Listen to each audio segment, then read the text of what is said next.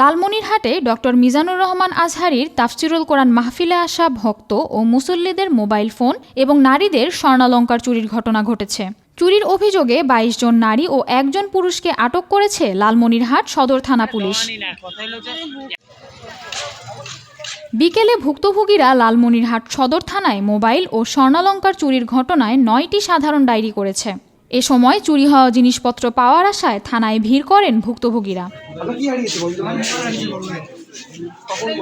ঘটনাটি নিয়ে লালমনিরহাট সদর থানার ওসি মোহাম্মদ নুরনবী বলেন, নারীদের বিরুদ্ধে স্বর্ণালংকার চুরির মামলা এবং পুরুষকে মোবাইল চুরির মামলা দেয়া হয়েছে।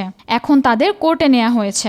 ডক্টর মিজানুর রহমান আজহারী সাহেবের মাহফিল উপলক্ষে এখানে ব্যাপক জনসমাগম হয়।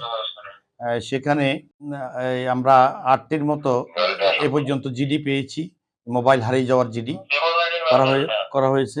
২২ জন মহিলাকে চুরির স্বর্ণালংকার চুরির অভিযোগে আটক করা হয়েছে। তারা থানায় হাজতে আসছে, তাদেরকে জিজ্ঞাসাবাদ করা হচ্ছে এবং তাদের বিরুদ্ধে আইনানুগ ব্যবস্থা গ্রহণ করা হবে। ৯টার মতো জিডি হয়েছে, আরো প্রক্রিয়াধীন আছে। আর ২২ জন মহিলা স্বর্ণালংকার চোর অ্যারেস্ট হয়েছে, তাদের বিরুদ্ধে মামলা হয়েছে, তাদেরকে আদালতে সোপর্দ করা হচ্ছে।